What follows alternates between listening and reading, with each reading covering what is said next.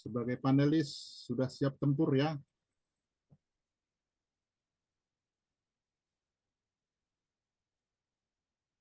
Ya, teman-teman sekalian, waktu terus bergulir. Kita harap beberapa menit ke depan masih akan ada yang bergabung dengan kita ya. Suara saya lumayan ya? Ya, lumayan lah. Sudah saya keras-keraskan suara saya. Oke, baik. Kedua narasumber kita sudah ada, Pak Made Budiana. Minggu yang lalu saya sebagai narasumber dengan mantan mahasiswa. Sekarang Pak Made. Wah, balas dendam kata Pak Made. Wah, yang mengatur kita jadwal Pak. Saya bilang kebetulan aja. Jadi memang sepertinya kita berdua ini Pak dipasang-pasang, diposong-posong atau dipising-pising. Iya ya. Sekarang Mbak Naya juga menjadi narasumber kita. Jadi teman-teman sekalian, malam ini kita berpioria ya, berpioria. Nah, jadi mari kita nikmati karena bagian dari kehidupan kita semua ya. Jadi kalau usia masih muda pasti masih bekerja ya, dan kalau bekerja ya pasti menjadi karyawan ya. Jadi oleh sebab itu kita lihat bahwa karyawan pada zaman sekarang ini dihadapkan dengan bermacam-macam persoalan ya. Jadi bukan hanya persoalan pendapatan, income ya, yang umumnya menjadi alasan penting ya bagi kita untuk bekerja, tetapi jauh lebih menentukan adalah bahwa orang bekerja ingin mencapai ya aktualisasi diri, pemenuhan diri ya. Nah, berkaitan dengan itu banyak hal yang harus dihadapi. Salah satu masalah yang kerap menjadi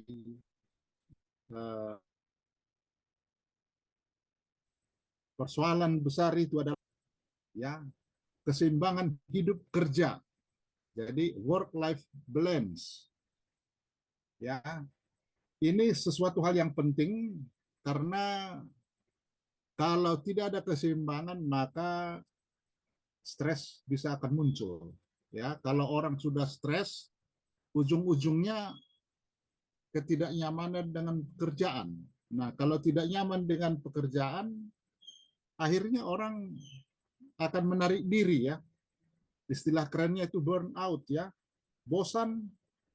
Nah, inilah kalau ini terjadi ya memang tantangan mungkin sebagian teratasi tapi akan ada lagi tantangan yang lain menanti. Nah, pada malam hari ini kita akan mendiskusikan masalah ini teman-teman sekalian bersama dua narasumber kita yang tidak asing lagi, Pak Made dan Mbak Naya. Nah, untuk tidak berlama-lama, kita perkenalkan mereka berdua dengan menampilkan CV berikut ini. Yang pertama adalah Mbak Naya Astri Mahfira MC. Ya, menjalani pendidikan psikologi Universitas Airlangga dari 2017 sampai 2021.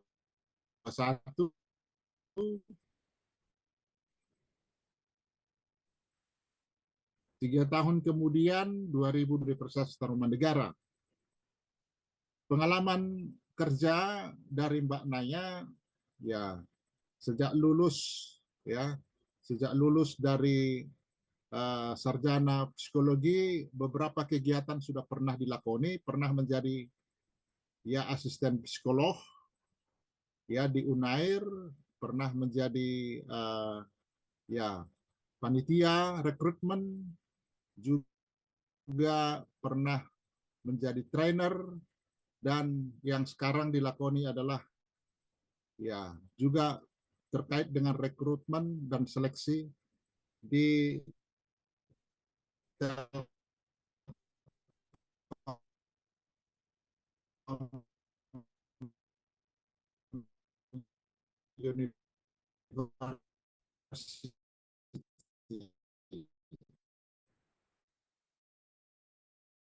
Di bawah. Selamat malam Mbak Naya. Selamat Terima malam, kasih Pak telah Raja. bersedia menjadi narasumber kita. Ya, terima kasih telah bersedia malam ini menjadi narasumber kita. Ini yang pertama, yang kedua, yang tidak asing lagi. Wah, kalau selama ini Pak Made yang membacakan CV saya, sekarang terbagi Pak Made. Wah, iya. Jadi Pak Made di IPB, IPB Bogor, ya sekarang disebut dengan IPB University, ya. Ya, di pertanian, lalu 98 melanjutkan S2 bidang manajemen, lalu pada 2011 studi psikologi di Magister Sains Psikologi bidang PIO, ya. Jadi bidang beliau itu tema kita malam hari ini, ya. Dan tahun 2019 melengkapi minat beliau tentang manajemen menjadi doktor ilmu manajemen SDM. Jadi sangat relevan, ya, dengan persoalan PIO. Ya kan Pak Made, pakar beliau bidang SDM, dan publikasi beliau bisa disimak di Google Scholar. Selamat malam Pak Made. Selamat malam, Horas, Pak Raja. Iya. Wah, memang malam ini Pak Made itu harus berwibawa. Sangat apresiasi, ya Pak Made. Ya, itulah kedua narasumber kita, teman-teman sekalian. Sudah berapa orang kita? Wah, luar biasa, sudah ada 34. Ya, waktu dan kesempatan kami berikan kepada kedua narasumber kita. Silakan, apakah Pak Made pertama atau Mbak Naya, kami beri waktu. Terima kasih. Monggo, Mbak Naya. Baik, Pak. Izin share screen ya, Pak.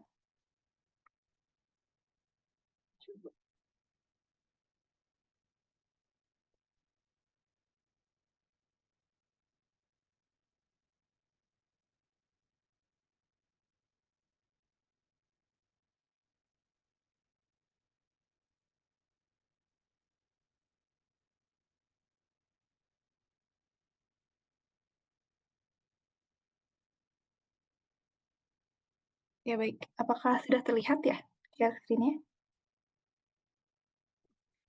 Baik, Sudah, sebelumnya Mbak. selamat malam, Pak Raja, Maaf Pak Mbak Made. Naya, Ya, agak kecil, ya. Di tempat saya suaranya ya? agak kecil. Suaranya atau layarnya, Pak? Layarnya. Layarnya Layarnya Mbak, ya. soalnya sebelahnya Jadi ada. dua apa dia? Dua slide Oh, ini sekaligus. full. Tapi di saya coba deh. Sekali lagi. Oh iya. Oh, ini Mbak Naya yang tampil. Oh, ininya kepencet side by side. Nah, ini coba. Ah, Share. Nah, sekarang udah full ya? dalam proses.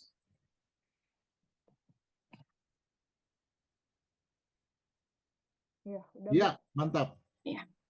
Baik. Selamat malam, Pak Raja, Pak Made, dan Mas-Mbak sekalian. Mohon izin untuk sharing mungkinnya di sini mengenai tesis yang sudah saya kerjakan. Sebelumnya perkenalkan, di sini saya Naya Astri Magfira. Mungkin Mas Mbak di sini bisa panggil nanti Naya, seperti itu. Untuk tesisnya ini mengenai work-life balance, job demand, dan juga burnout. Di sini penulisnya ada saya, dan juga pembimbing satunya ada Pak Tommy, dan pembimbing duanya di sini ada Pak Made.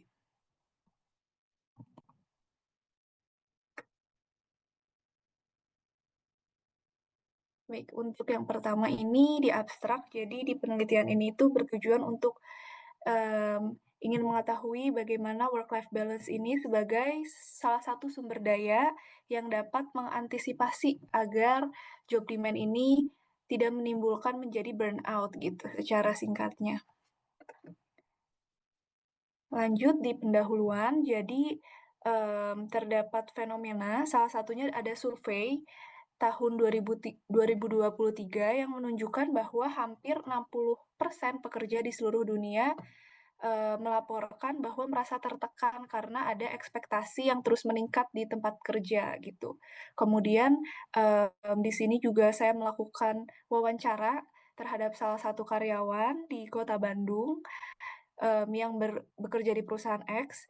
Ia juga melaporkan bahwa memiliki beban atau tuntutan kerja yang tinggi juga dengan tugas yang sangat bervariasi. Kemudian saya juga mengambil data dari media sosial, di mana ada sebuah konten yang menyatakan bahwa ia sangat lelah bekerja, bahkan sampai merasa mual saat harus melihat monitor secara terus-menerus gitu. Dengan adanya fenomena-fenomena ini, kita bisa melihat bahwa saat ini karyawan tuh sering menghadapi berbagai tuntutan pekerjaan, kompleksitas pekerjaan juga yang semakin meningkat, sehingga mereka harus menyesuaikan diri secara emosional. Nah, di sini tuntutan-tuntutan pekerjaan tersebut disebut dengan job demand. Jadi menurut Becker dan Demorotti tahun 2007, job demand itu mencakup segala hal yang memerlukan energi berkelanjutan baik secara fisik maupun mental dari individu atau karyawan.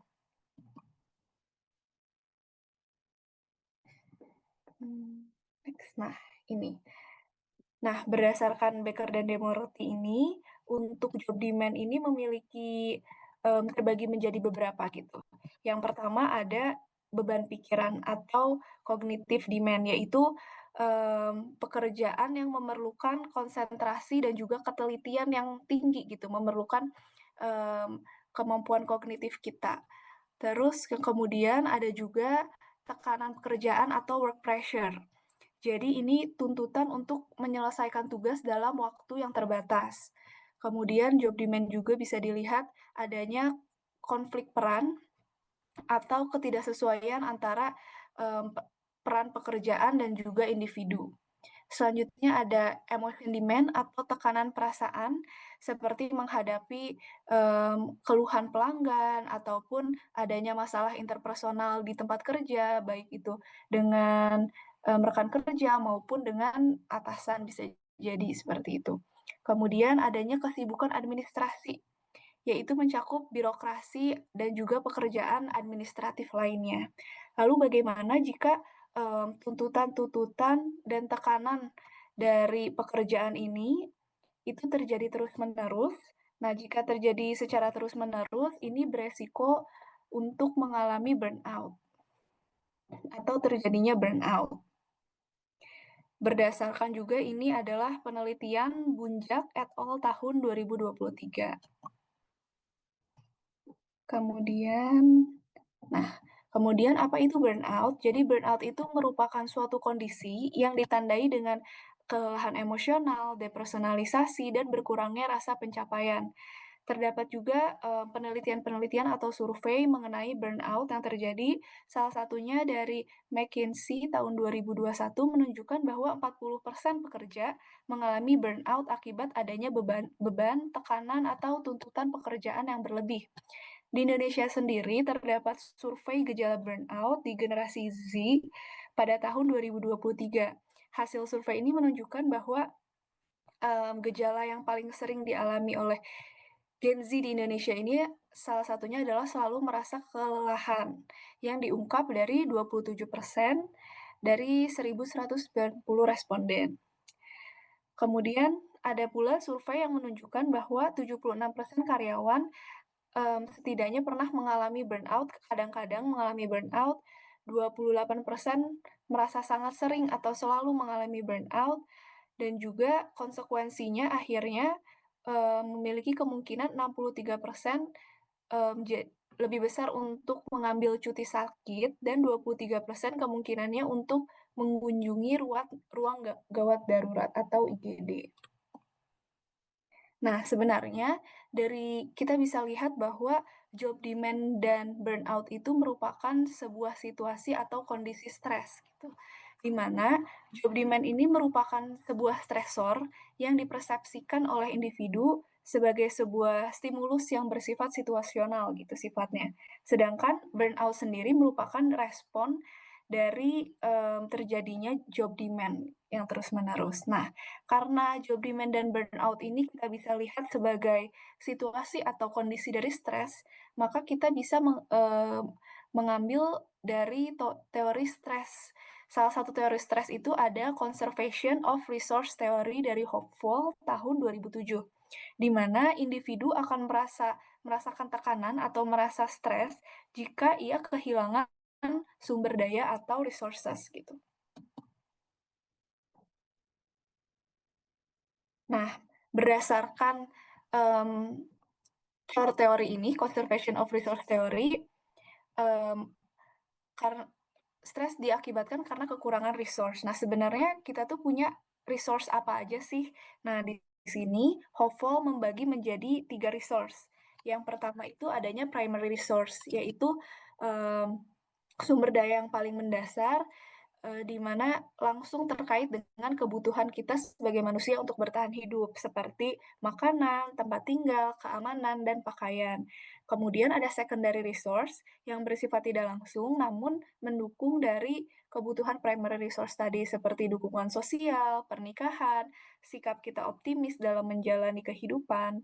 Dan yang ketiga ada tertiary resource, yaitu nilai-nilai yang sifatnya simbolik seperti contohnya uang, kondisi kerja, status sosial, yang memungkinkan peningkatan atau akses terhadap resource-resource lainnya. Nah, di antara jenis-jenis resource tersebut, diketahui menurut Binewis itu resource tertiary itu merupakan yang paling strategis gitu, karena menjadi sumber untuk bisa meningkatkan atau mengakses resource lainnya. Terkait dengan resource tertiary ini juga meliputi seperti soalnya tempat kerja, lingkungan sosial, aktivitas lainnya. Bisa juga diidentifikasi sebagai keseimbangan antara kehidupan pribadi yang dimiliki dan juga kehidupan kerja. Menurut Binewis, work-life balance itu merupakan salah satu sumber daya atau resource yang paling berguna dalam konteks organisasi untuk mendorong keseimbangan antara kehidupan, pekerjaan, dan kehidupan lainnya gitu, karena merupakan bisa sebagai resource untuk meningkatkan resource lainnya gitu dengan kita memiliki work-life balance sebagai tertiary resource. Nah, work-life balance sendiri itu apa? Berdasarkan Greenhouse dan Allen, work-life balance itu merupakan suatu kondisi ideal di mana individu berhasil mengelola tuntutan pekerjaan dan juga tuntutan kehidupan pribadinya secara harmonis sehingga dapat mempertahankan kesejahteraannya baik dari aspek kehidupan, fisik, psikologis maupun sosial gitu. Jadi ada usaha dari individu tersebut untuk bisa menyeimbangkan atau mengelola tuntutan-tuntutan baik dari kehidupan pekerjaan maupun kehidupan pribadinya. Nah, kemudian untuk hipotesis penelitian ini, jadi ketika individu memiliki WLB atau work-life balance yang kuat, individu ini lebih mampu menyesuaikan diri karena memiliki sumber daya psikologis dan fisik yang lebih banyak gitu. Karena dia kan sudah seimbang gitu dalam kehidupannya, jadi secara resource psikologis dan fisiknya juga lebih bagus, sehingga sumber daya ini kan didapat dari misalkan waktu beristirahat, olahraga, berinteraksi dengan keluarga. Ini merupakan sumber daya yang dapat berdampak pada kesejahteraan fisik dan mentalnya. Penelitian Allen menunjukkan bahwa WLB ini dapat mengurangi konflik antara tuntutan pekerjaan dan juga kehidupan pribadi, dan akhirnya hal ini dapat mencegah atau mengurangi resiko terjadinya burnout. Sehingga untuk hipotesis pertama dari penelitian ini adalah work-life balance memiliki hubungan yang negatif dengan burnout. Yang kedua, work-life balance ini juga berperan untuk menyangga dan yang membantu individu mengelola atau dalam merespon tuntutan pekerjaan secara efektif. Jadi pada penelitian ini biasanya kan kalau misalkan dari penelitian-penelitian sebelumnya yang banyak ditemui itu job demand ini dapat memiliki korelasi negatif dengan work-life balance. Artinya jika job demand-nya rendah, maka work-life balance-nya itu bisa rendah juga. Akan tetapi kita tidak bisa mengontrol job demand-nya gitu. Karena itu adalah faktor eksternal, sehingga di sini penelitian ini menawarkan perspektif mengusulkan bahwa work-life balance itu bukan hanya dipengaruhi oleh faktor eksternal seperti job demand yang tidak bisa kita kontrol, tetapi juga menjadi faktor penentu dalam bagaimana individu memandang dan merespon beban kerja mereka.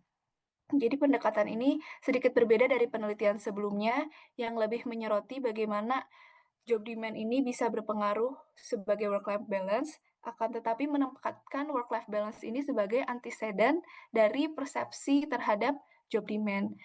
Jadi maksudnya hipotesisnya apabila orang yang memiliki work-life balance yang baik, dia akan mempersepsi job demand atau tuntutan pekerjaan lebih sedikit gitu. Karena mungkin sudah memiliki resource dan juga secara psikologis dan secara fisik lebih baik, sehingga bisa mempersepsikan job demand lebih sedikit ataupun lebih optimis dan mudah bisa dihadapi dibanding orang yang memiliki work-life balance yang rendah. Untuk hipotesis 2 ini, jadi work-life balance memiliki hubungan yang negatif dengan job demand. Dan yang ketiga, tingginya beban kerja atau job demand yang terus-menerus ini dapat menyebabkan akumulasi stres yang pada akhirnya dapat memicu terjadinya burnout. Nah, terdapat penelitian yang menunjukkan bahwa tingginya job demand ini berkorelasi secara positif dengan kelelahan emosional ataupun keletihan psikologis yang disebut dengan burnout, yang merupakan komponen utama juga dari burnout. Hal ini dapat dijelaskan apabila seseorang tidak bisa memulihkan dirinya secara optimal, secara maksimal, maka dampak dari job demand ini akan terus menumpuk dari hari ke hari terus menumpuk hingga akhirnya berujung pada individu mengalami kelelahan emosional. Sehingga dapat diketahui hipotesis yang ketiga ini bahwa job demand memiliki hubungan yang positif dengan burnout. Nah, untuk metode penelitiannya, yang pertama, desain penelitian ini non-eksperimental dengan pendekatan korelasional, karena penelitian-penelitian pada saat dicari itu sebenarnya belum terlalu banyak yang membahas secara sekaligus mengenai 3 aspek atau 3 variabel ini, sehingga penelitian ini menjadi penelitian awal bagi penelitian-penelitian selanjutnya untuk mengetahui di awal bagaimana sih sebenarnya hubungan ketiga variabel ini. Jadi menggunakan kuantitatif korelasional untuk menguji hubungan antara work-life balance, job demand, dan juga burnout. Nah, partisipannya itu kita lakukan secara survei online melalui Google Form, cakupannya di seluruh wilayah Indonesia, tidak terbatas pada instansi ataupun daerah tertentu. Teknik samplingnya menggunakan non-probability sampling dengan kriteria pekerja aktif dari berbagai sektor, pendidikannya minimal SMA atau SMK sederajat, dan bersedia untuk memberikan informed consent penelitian. Nah, setelah didapatkan karakteristik dari partisipan ini, kita mendapatkan 114 partisipan dengan jenis kelamin 38 laki-laki dan 76 perempuan. Rata-rata usia terbanyak itu di 20 sampai 25 tahun, kemudian pendidikan terakhir terbanyak itu S1 sebanyak 75 orang, status kepegawaiannya pegawai tetap 63 dan pegawai kontrak 51 orang, kemudian status perkawinannya belum menikah 71 orang dan menikah 43 orang. Juga penelitian ini sebenarnya merupakan penelitian payung bersama, jadi saya melakukan penelitian ini bersama 4 rekan lainnya, seperti itu. Jadi ada beberapa alat ukur yang kita share dalam Google Form yang sama gitu. Nah, untuk alat ukur yang saya pakai itu, yang pertama untuk mengukur work-life balance menggunakan alat ukur Quality of Work-Life Scale yang terdiri dari 8 dimensi Walton dan 5 subdimensi berdasarkan Heckman dan Olden. Namun pada Quality of work-life balance ini terdapat 8 dimensi, tapi hanya menggunakan dimensi balance of work and family gitu. Jadi dari 8 dimensi hanya diambil 1 dimensi yang terdiri dari 4 butir positif untuk mengukur work-life balance. Untuk alfa krombahnya itu dari 4 butir dimensi ini adalah 0,996. Contoh dari itemnya adalah kesempatan saya untuk menyelesaikan urusan atau tugas rumah tangga di luar pekerjaan memiliki kualitas yang dapat diisi pilihannya 1 sampai 5 seperti itu. Untuk mengukur job demand menggunakan Job Demand Resource Questionnaire yang dikembangkan oleh Becker tahun 2014. Instrumen ini terdiri dari 21 butir positif dan memiliki 5 dimensi, yaitu cognitive demand, work pressure, role conflict, emotional demand, dan hassle. Contoh dari itemnya itu adalah dalam bekerja saya membutuhkan konsentrasi penuh atau saya mempunyai pekerjaan yang harus diselesaikan. Untuk koefisien internal konsistensinya itu adalah di 0,998. Dan yang terakhir untuk mengukur burnout menggunakan Maslach Burnout Inventory atau MBI yang dikembangkan oleh Maslach dan Jackson tahun 1981. Instrumen ini terdiri dari 22 butir, dari 15 positif dan 7 negatif. Ada 3 dimensi di dalamnya, yaitu emotional exhaustion, personal accomplishment, dan depersonalization. Untuk alfa krombahnya di 0,999. Contoh itemnya seperti saya merasa lelah secara emosional, saya merasa tidak memiliki cara atau metode untuk membuat pekerjaan menjadi lebih baik. Nah, lanjut. Untuk hasil data yang didapatkan di deskriptif statistiknya itu dari 114 partisipan diketahui bahwa rata-rata work-life balance yang dimiliki oleh partisipan adalah 3,58 dengan variasi skor minimum 1 dan maksimum 5. Ini mengindikasikan bahwa tingkat work-life balance itu dari 114 partisipan relatif baik di antara responden. Kemudian untuk job demand-nya di 3,06 dan juga menunjukkan tingkat tuntutan pekerjaan yang cukup tinggi ya, karena lebih dari setengah. Kemudian variasi skornya di 1,38 dan maksimum di 4,86, menunjukkan adanya perbedaan antar job demand gitu, nilai dari job demand dari responden. Dan untuk burnout rata-rata di 2,34. Menunjukkan sebenarnya partisipan-partisipan ini berada di kategori sedang untuk burnout-nya. Dengan variasi burnout rendah hingga tinggi. Nah, untuk korelasinya jadi di sini itu mengukur satu-satu antara work-life balance dan burnout, work-life balance dan job demand, juga job demand dengan burnout. Yang pertama ini korelasi work-life balance dan burnout. Menggunakan aplikasi SPSS untuk menjawab hipotesis 1 di mana work-life balance memiliki korelasi negatif dengan burnout gitu, dengan menggunakan uji metode korelasi Spearman-Brown pada level alfa 0,01. Hasil uji korelasi ini menunjukkan bahwa adanya korelasi negatif yang signifikan antara work-life balance dan juga burnout. Jadi semakin tinggi subjek memiliki work-life balance yang baik, semakin rendah burnout yang mungkin dialami oleh subjek.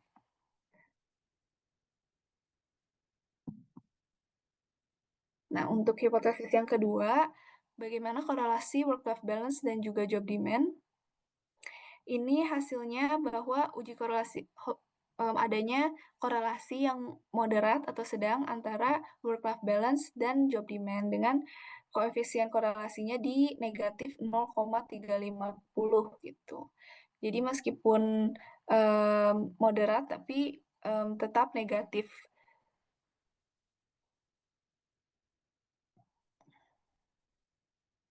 Selanjutnya untuk hipotesis yang ketiga, antara job demand dan burnout, ini adanya juga sama korelasi yang korelasi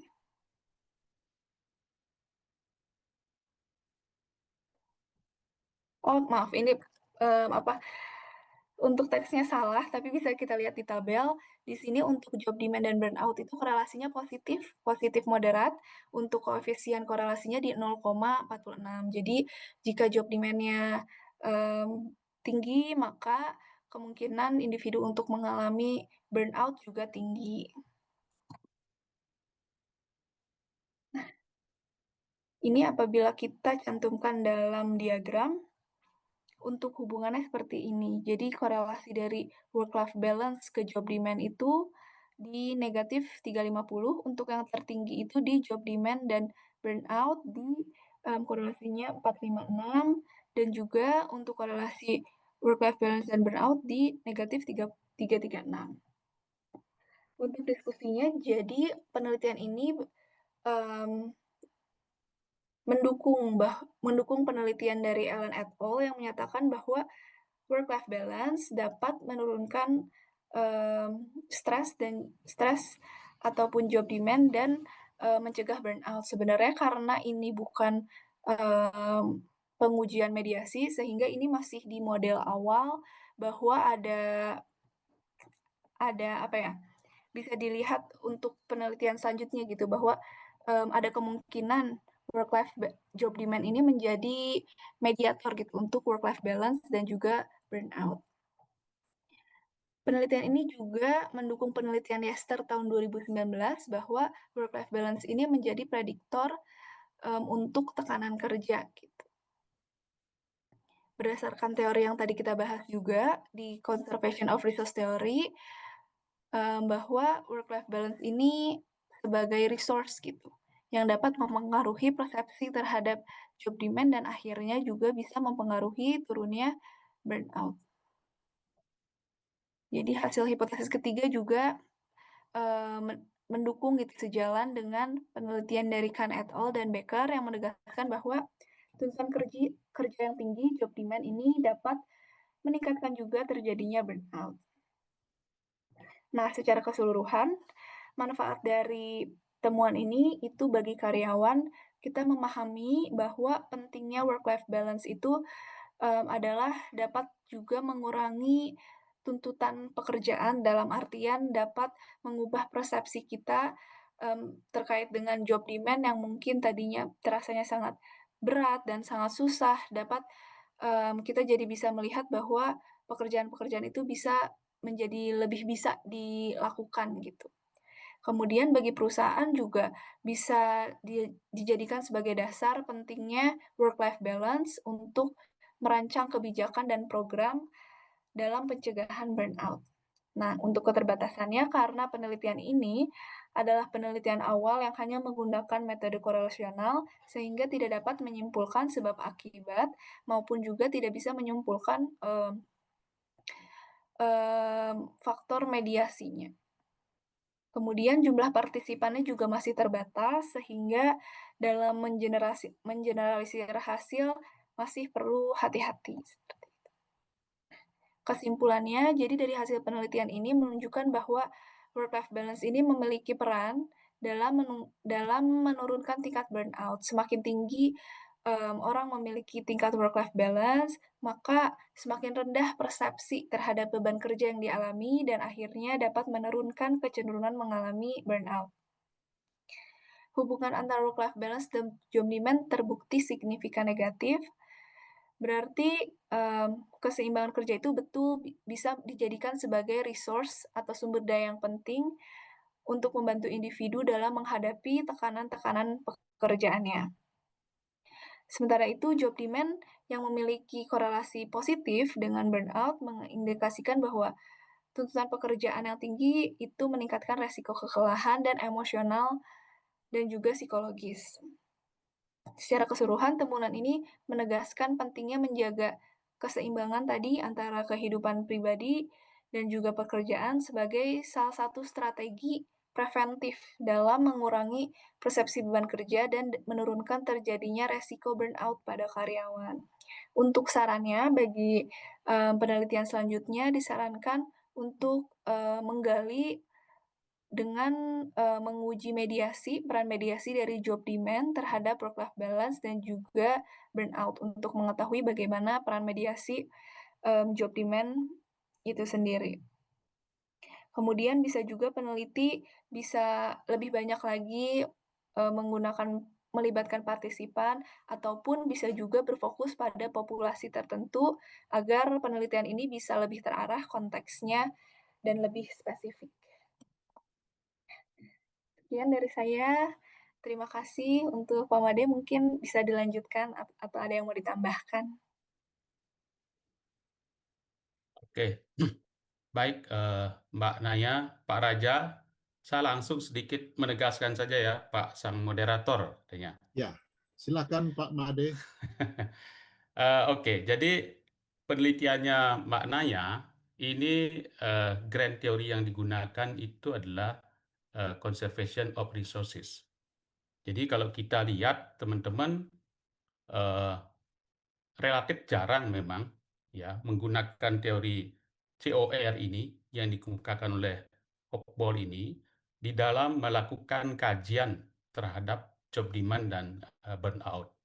Jadi itu barangkali salah satu novelty atau kebaruan ya khususnya di Indonesia ya yang dilakukan oleh Mak Naya. Nah, kalau kita lihat teman-teman bicara mengenai work life balance gitu ya. Balance itu kan berarti seimbang. Itu balance itu kan takaran katanya ya. Takaran, tahu apa ya? Timbangan lah gitu kan ya. Jadi kalau di satu sisinya berat, maka timbangannya akan mengarah ke sana. Kalau sisi kanannya lagi misalnya berat, berarti timbangannya ke sana. Jadi ada satu keseimbangan ya. Jadi keseimbangan apa? Keseimbangan antara achievement dan enjoyment katanya gitu ya. Jari antara kerja dengan apa namanya hal-hal yang sifat pribadi. Ya mungkin terkait dengan family, fun atau terkait dengan kesehatan barangkali ya atau dengan teman-teman. Jadi ada satu keseimbangan kalau kita menggunakan konsep takaran tadi gitu ya. Tetapi kalau kita bicara mengenai konstruk apa namanya work life balance ini bukan seperti keseimbangan satu lawan satu gitu ya. Beberapa referensi mengatakan bukan keseimbangan satu lawan satu, tetapi ada satu kualitas tertentu yang tentu saja bisa kita gunakan untuk melihat apakah di dalam hidup kita itu dengan pekerjaan sudah seimbang atau tidak, gitu ya. Jadi ada instrumen atau parameter-parameter tertentu yang bisa kita gunakan untuk menilai. Salah satu tadi Mbak Naya sebutkan ya, ada satu keharmonisan hubungan. Ya, sehingga dengan demikian kalau itu tidak harmonis, lebih berat misalnya ke pekerjaan, ya tentu akan menyebabkan stres. Stres yang tadi itu diistilahkan oleh Mbak Naya itu sebagai job demand yang dipersepsikan gitu ya. Karena persepsi terhadap job demand itu kemudian burnout. Ya, nah karena itu sebagai satu apa namanya dampak, maka sebetulnya yang menjadi antecedent-nya, ya resources-nya di sini itu adalah apa namanya yang menjadi resources-nya itu adalah work life balance-nya itu. Ya, jadi itu sebetulnya yang banyak dibahas terkait dengan dampak daripada work life balance atau resources yang perlu kita konservasi, yang perlu kita apa namanya lestarikan, gitu ya. Itu poin yang pertama yang ingin saya tegaskan kepada teman-teman. Poin yang kedua ini adalah terkait dengan implikasi praktisnya. Ya, jadi ketika concern kita pada apa namanya resource-nya adalah work life balance yang tadi berdampak terhadap stres, baik stres dimaknai sebagai stresor maupun tadi sebagai apa namanya burnout tadi itu, maka sebetulnya kita perlu upgrade dan tambahkan adalah resources-nya kita. Ya, karena menurut Hopball itu kehilangan resources itu lebih berpengaruh terhadap kita dibandingkan dengan penambahan resources baru. Itu kan salah satu prinsip teorinya conservation of resources dari Hopewell gitu ya. Itu yang ingin saya tegaskan yang kedua. Yang ketiga, yang perlu juga saya tegaskan, penelitian yang dilakukan oleh Mbak Naya ini adalah penelitian persekutuan, dalam tanda kutip itu gabungan gitu tadi disebutkan dengan teman-teman yang lain. Ini mungkin apa ya? Mungkin ada dana hibah gitu ya, sehingga kerap kali kalau penelitian-penelitian dilakukan seperti ini, pasti di dalam mengambil aspek-aspek di dalamnya ya terkait dengan judul, terkait dengan partisipan, terkait dengan alat ukur, ya, atau aspek-aspek teknis yang lainnya itu tidak pure bisa kita nyatakan atau tanpa pengaruh dari hal yang sifatnya teknis itu. Ya, maka tadi disebutkan mengambil narasumbernya, mengambil partisipannya nih gabungan loh dengan yang lainnya. Sehingga kalau penelitian dilakukan seperti ini, ya hal-hal praktis itu kita perlu pertimbangkan, sangat-sangat menjadi pertimbangan.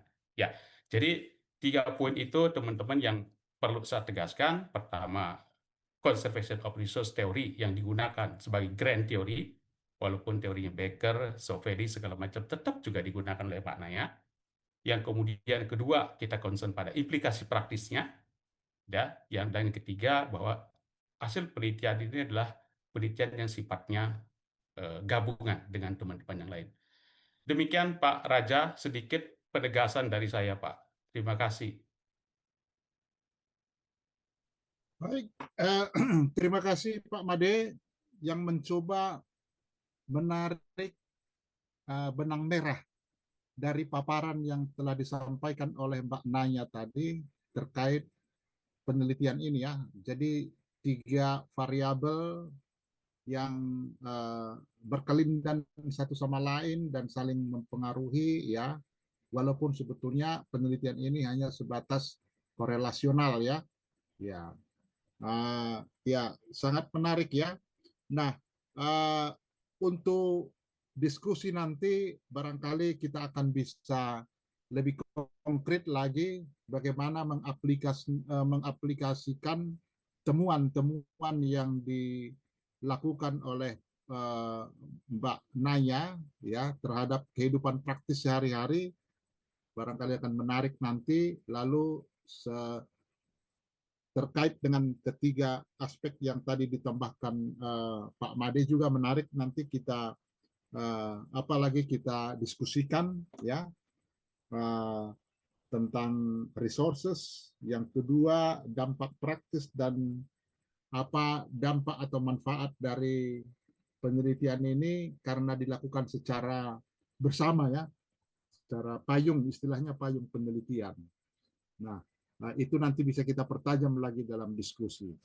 Baik, sebelum kita lanjutkan dengan diskusi, biasa kita rehat tanda kutip sebentar dengan menikmati alunan musik dan video dari Bro. Kami persilahkan Bro Sani untuk menampilkannya.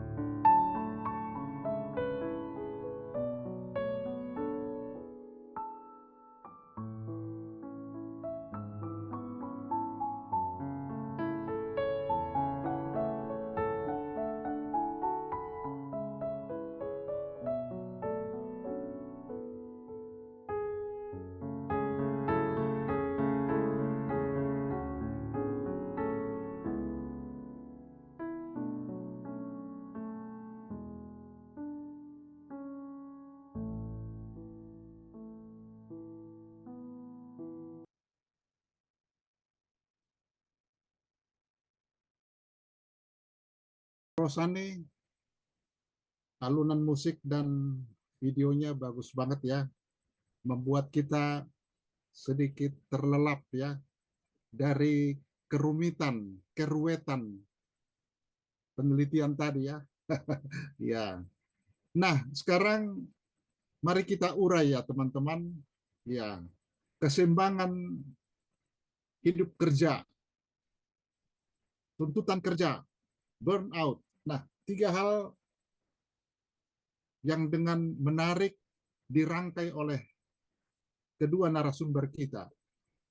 Nah, satu hal tadi yang jelas sudah dikemukakan bahwa work-life balance itu ternyata kalau sungguh-sungguh dilakukan bisa menjadi solusi ya untuk mengatasi segala tantangan yang diperoleh oleh karyawan kalau dia memiliki job demand yang luar biasa.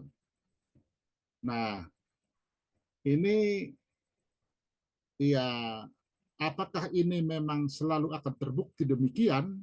Tetapi dari data yang sudah ditampilkan tadi dari 114 ya responden yang kebetulan diambil oleh peneliti, ya gambaran umum work life balance mereka itu sebenarnya baik-baik aja. Ya, jadi kalau baik itu berarti ya mereka kurang lebih bisa mengelola lah ya keseimbangan antara kehidupan kerja dengan kehidupan pribadi mereka.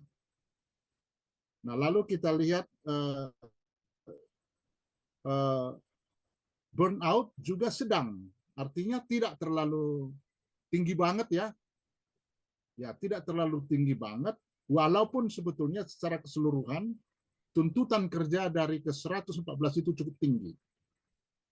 Nah, jadi sebetulnya kalau kita lihat dari sisi awam lah ya, seperti saya awam lah ya, bukan ahli-ahli bidang PIO, ya ini sudah menunjukkan ya kondisi umum ini sebenarnya sudah menunjukkan hasil ya, hasil yang mau ditampilkan oleh peneliti itu. Nah, oke teman-teman, tentu saya yakin Anda juga memiliki banyak perspektif lain ya, ingin melihat kenapa seperti itu, dasarnya subjeknya hanya 114 misalnya, ya kesulitan apa yang mungkin diperoleh sehingga hanya 114 misalnya, mungkin bisa kita tanya nanti, atau sebagaimana tadi dikemukakan dalam saran-saran misalnya, ya bagus kalau ya subjeknya nanti lebih ditingkatkan, atau mungkin perlukah dibuat kelak ya ada variabel moderator atau mediator seperti itu ya.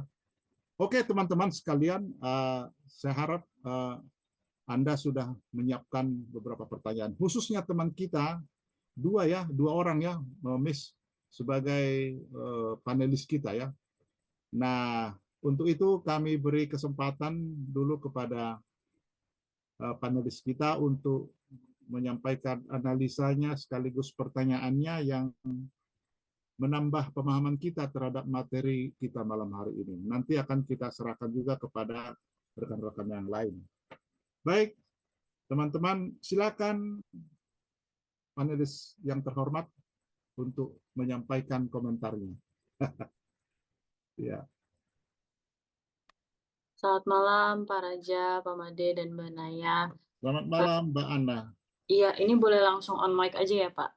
Ya, boleh. Oke. Sebelumnya terima kasih banyak Mbak Naya pemaparannya dan Pak Made juga tadi yang sudah ditambahkan. Tadi saya cukup tertarik dengan partisipannya. Jadi tadi kalau nggak salah saya catat pegawai tetapnya itu ada 63 orang dan pegawai kontraknya itu ada 51 orang.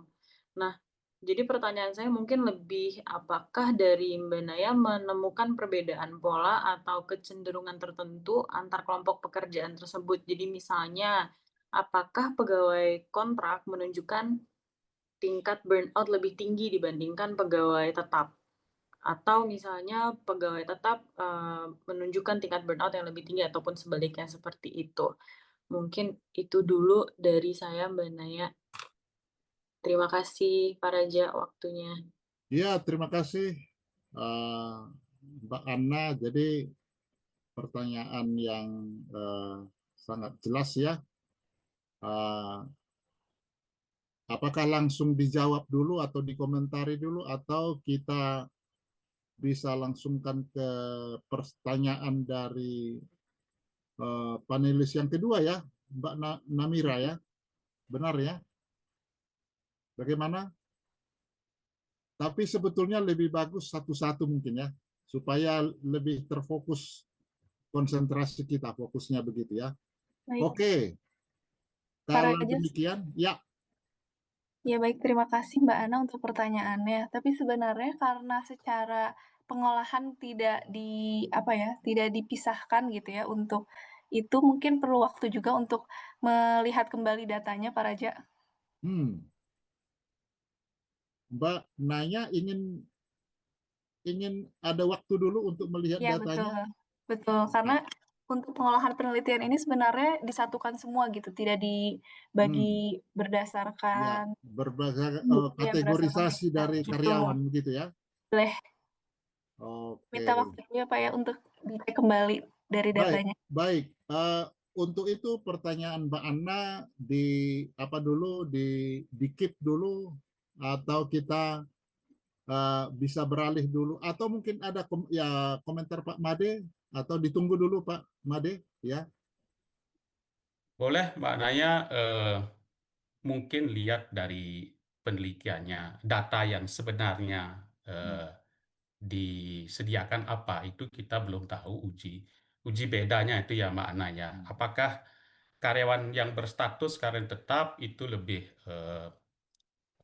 work-life balance, lebih job demand atau bagaimana dibandingkan dengan karyawan yang statusnya adalah kontrak. Jadi, apakah status karyawan itu akan berbeda nggak terkait dengan ketiga variabel itu? Nah, itu barangkali memang benar harus dilihat datanya, karena di dalam PPT ataupun di dalam manuskrip itu memang tidak dilakukan uji beda. Ya, tidak dilakukan uji beda terkait dengan ke status kepersonaliaan, Mbak Ana. Ya. Nah, apakah itu berpengaruh atau tidak? Ya, kita pun juga nggak tahu, supaya nanti kita tidak menjawab berdasarkan angan-angan atau awang-awang atau secara logik misalnya, gitu ya. Namun kalau dilihat dari sisi gender, gitu ya, antara pria dengan perempuan, memang tampaknya sih dari beberapa artikel yang memang saya coba telusuri, ya, itu perempuan lebih mendapatkan challenge, tantangan terkait dengan work-life balance ini. Karena mungkin perannya dia di satu sisi sebagai ibu rumah tangga yang juga adalah mengurus anak putra-putrinya, tetapi di satu sisi dia bekerja sebagai seorang profesional, gitu ya. Jadi itu memang tampak ada berbeda terkait dengan work-life balance kalau dilihat dari sisi status gender, Mbak Ana, ya. Nah, begitupun juga eh, eh, itu perempuan atau mungkin kemudian ya tadi sudah sebutkan yang punya anak, ya. Kalau dibandingkan dengan yang punya anak dan yang tidak punya anak, tantangannya adalah memang yang punya anak kecenderungan, gitu ya, tantangan terkait dengan work-life balance-nya. Tetapi kalau terkait dengan status kepersonaliaan, ya saya belum pernah membaca apakah uji beda atau tidak. Ini coba kita lihat hasil risetnya makna ya, karena hasil risetnya pun juga ini adalah pengambilan data yang sifatnya cross-seksional. Jadi pada satu titik tertentu. Jadi walaupun hasil riset ini nanti menyatakan ada perbedaan, memang kita nggak bisa mengeneralisasi bahwa yang lain pun juga akan lakukan seperti itu atau memperoleh hal yang sama gitu ya. Karena sifatnya ini tadi pengambilan datanya kan cross seksional ya. Jadi satu titik tertentu saja diambil, setelah itu dilupakan. Bukan dilupakan, setelah itu kita tinggalkan karena tesisnya sudah selesai itu. Gimana Mbak Naya? Ketemu nggak Mbak Naya? Atau dilakukan atau tidak dilakukan itu barangkali dulu. Kalau dilakukan uji beda tadi sebenarnya belum, Pak.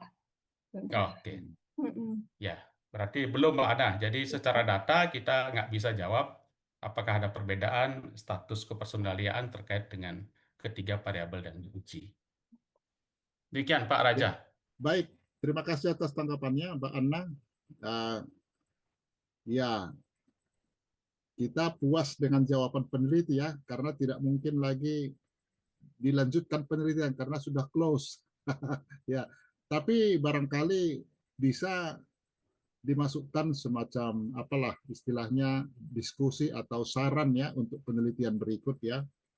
Ya, karena memang menarik juga untuk melihat situasi itu dalam kasus responden ini ya, tetapi secara teoretis barangkali ya kita mungkin bisa dapat informasi itu mungkin dari literatur ya. Literatur tadi sudah dimulai oleh Pak Bade dengan dari perspektif gender ya. Nah, barangkali ya bisa juga dari penelitian-penelitian lain yang pernah dilakukan ya terkait karyawan tetap dan karyawan tidak tetap misalnya, apakah kecenderungan burnout mereka itu lebih tinggi atau lebih rendah. Nah, jadi sekali lagi Mbak Anna, ini menjadi tugas kita bersama ya Mbak Anna. Kita tunggu pertanyaan berikutnya. Baik, kita beralih teman-teman ke penanya kedua, Mbak Namira Permata ya, PP. Ini artinya psikologi pendidikan ya. Ya, walaupun jurusan pendidikan juga mau berpioria ya malam hari ini. Selamat malam Bapak Ibu dan teman-teman, izin bertanya di era digitalisasi dan persaingan global, jam kerja fleksibel seringkali justru berujung pada kerja tanpa batas. Banyak karyawan yang merasa kehilangan ruang untuk diri sendiri, meskipun perusahaan telah menerapkan berbagai kebijakan keseimbangan kerja hidup. Dalam situasi meningkatnya tuntutan pekerjaan akibat kemajuan teknologi dan ekspektasi perusahaan, sejauh mana work-life balance dapat berperan sebagai mekanisme adaptif yang melindungi kesejahteraan mental dan mempertahankan motivasi intrinsik karyawan agar tidak jatuh dalam kondisi burnout. Wah, pertanyaannya ini seperti pidato kenegaraan sebetulnya, tapi ya sangat syarat makna ya. Ya, semoga kedua narasumber kita ya nanti bisa memberikan pencerahan bagi kita. Ya, demikian Pak Made dan Mbak Naya. Pertanyaan dari Saudari Namira ya. Silakan kami beri kesempatan untuk menanggapi atau mengomentari ya.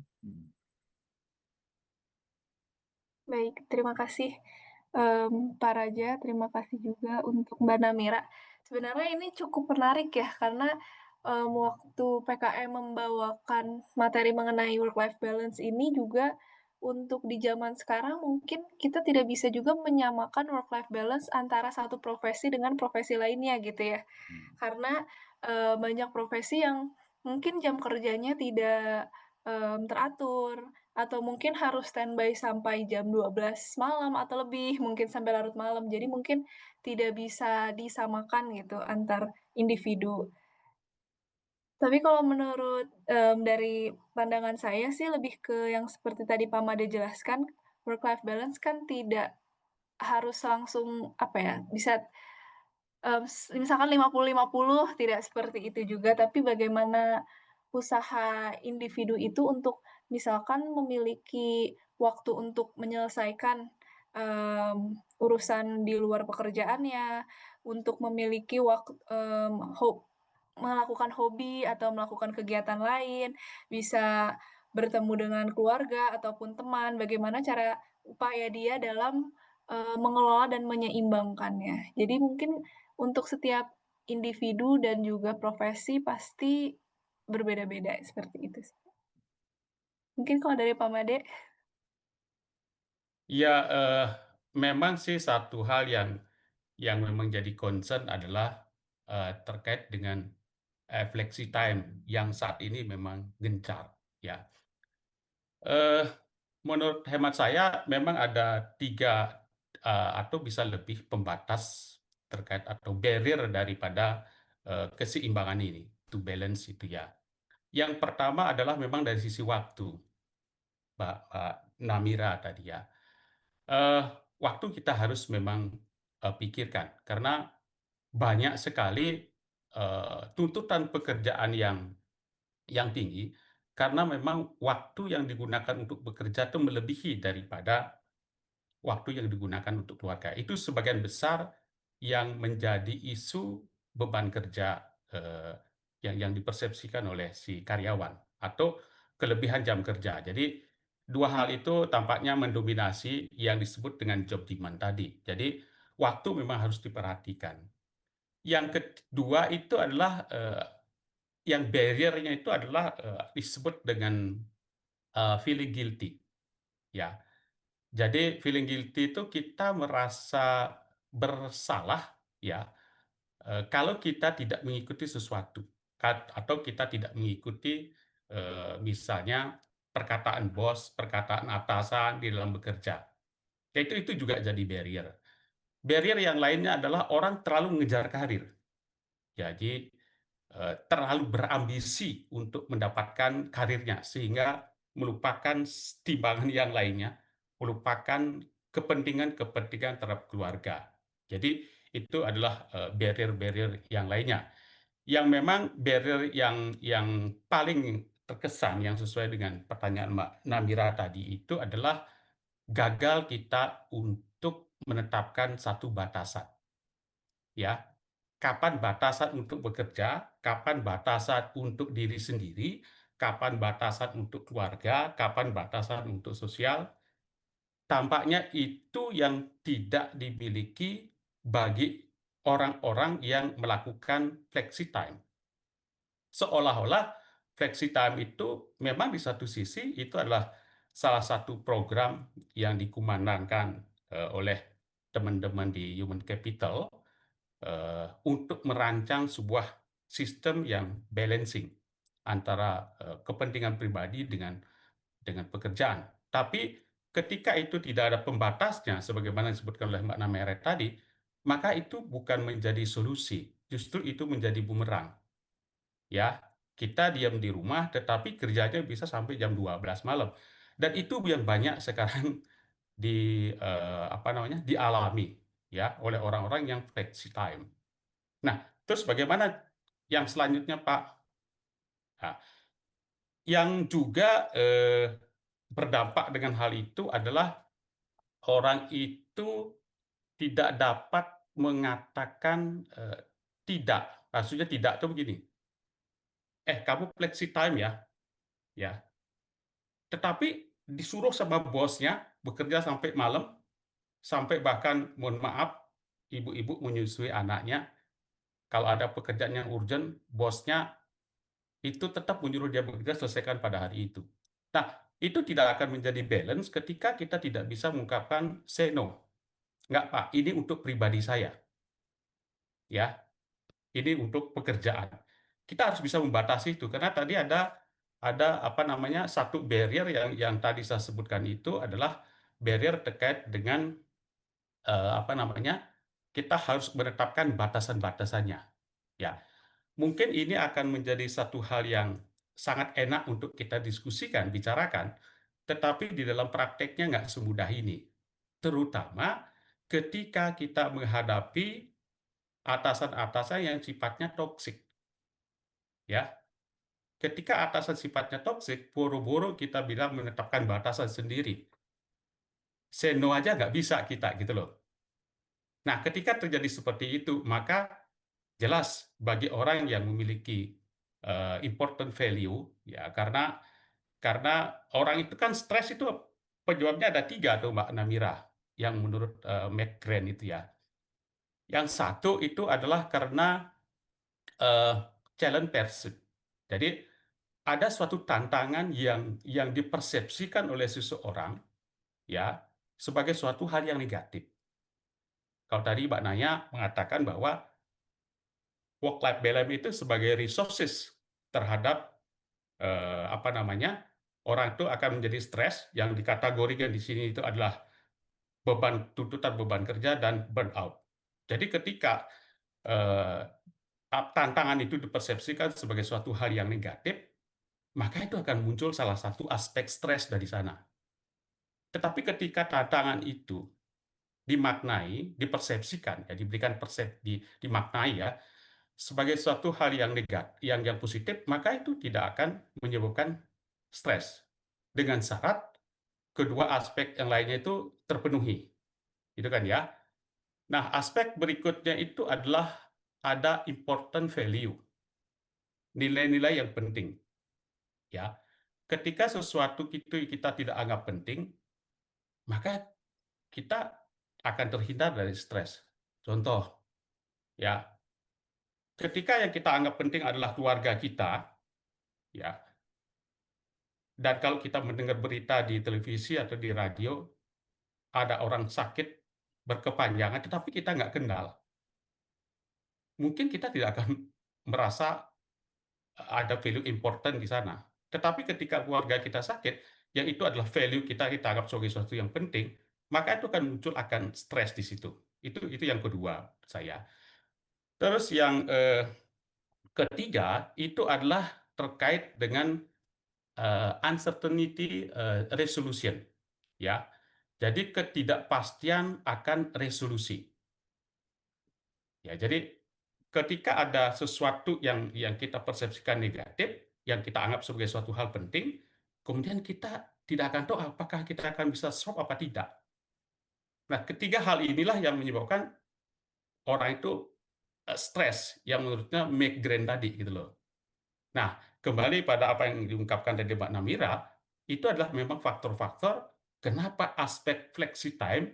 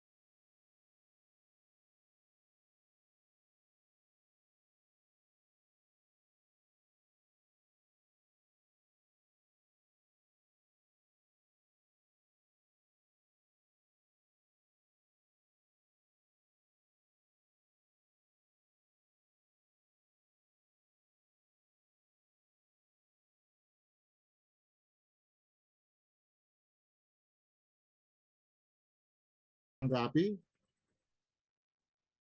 silakan Mbak Naya atau Pak Made dulu, silakan. Ya, izin untuk menjawab. Terima kasih pertanyaannya. Kalau pandangan saya sih relevan ya untuk berbagai pekerjaan gitu. Karena di sini kan yang disoroti itu adalah bagaimana individu dapat menyeimbangkan kehidupan ataupun tuntutan-tuntutan yang ia rasakan, kemudian akhirnya dapat mengurangi terjadinya burnout gitu. Jadi meskipun itu karyawan kontrak, meskipun itu profesi yang lain pun, menurut saya masih relevan dengan konsep work life balance dan juga burnout ini. Karena pasti di setiap profesi itu ada tuntutannya masing-masing dan juga mungkin ada resikonya juga untuk bisa mengalami burnout jika tidak bisa mengantisipasi tekanan ataupun tuntutan yang dialami gitu. Ya, baik. Terima kasih Mbak Naya. Mungkin ada tambahan komentar dari Pak Made. Silakan Pak. Terima kasih Mas Abraham, pertanyaannya menarik juga ini karena fenomenanya sekarang adalah fenomena magang, internship dan merdeka belajar, belajar merdeka kalau nggak salah gitu ya sekarang ya. Kalau kita bicara mengenai konsep work-life balance dan burnout, di mana satu ada resources-nya dan satu adalah dampaknya, menurut hemat saya, Mas Abraham, ini relevan untuk setiap orang.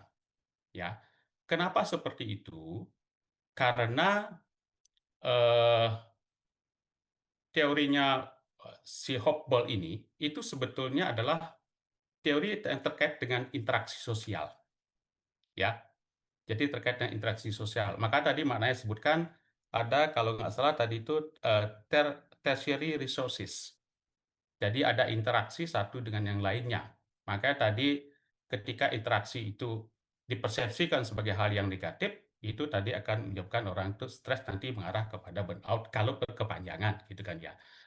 Nah, kalau kita mengacu pada konsepnya Becker, job demand dan resources, itu pun juga sangat mendasari, Mas Abraham.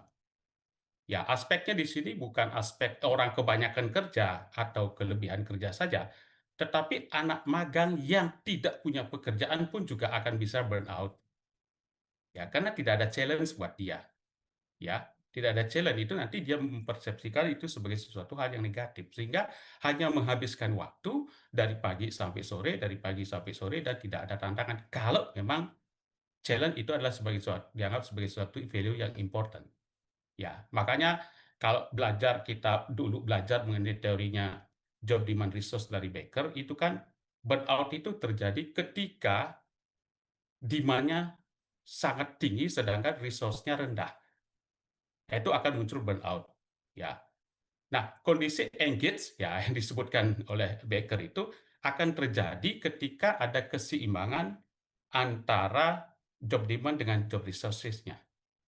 Ya, jadi kalau melihat teorinya Hopball dan Becker itu sangat relevan bahwa konsep burnout dan work-life balance ini itu berlaku juga untuk anak magang. Demikian kira-kira pendapat saya, Mas Abraham. Terima kasih, Pak Raja. Ya, jadi siapapun kena ya,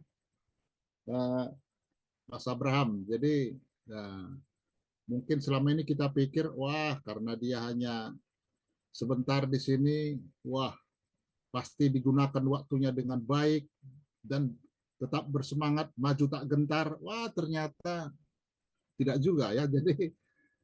Jadi bisa saya bayangkan orang yang kerjanya magangnya mungkin hanya 1 bulan, ya bisa dalam 1 minggu dia udah mau minta pulang kan. Jadi kalau ya seperti tadi dikatakan dalam teori ya, kalau faktor-faktor yang ada di tempat pekerjaan, situasi sosial, komunikasi dan seterusnya tidak jalan, ya memang bisa mengalami burnout. Baik, terima kasih atas tanggapannya pada narasumber kita. Penanya yang berikut adalah Saudara Matteo Milion. Ini milion itu 1 juta artinya milion ya. Mantap namanya ya. Nah, ada di dalam chat ya. Saya bacakan, apakah kita harus memilih pekerjaan dan industri yang dapat mengakomodir work-life balance? Ya, jadi harus memilih pekerjaan karena untuk beberapa posisi ya, dan tidak nampak saya terhalang ya dengan ya. Dan industri karena untuk beberapa posisi dan industri pekerjaan tertentu sangat sulit mendapatkan work-life balance. Terima kasih, Pak Raja. Sama-sama, Mas Matteo. Oke, jadi itu pertanyaannya, Mbak Naya dan Pak Made. Jadi, apakah kita harus memilih-milih?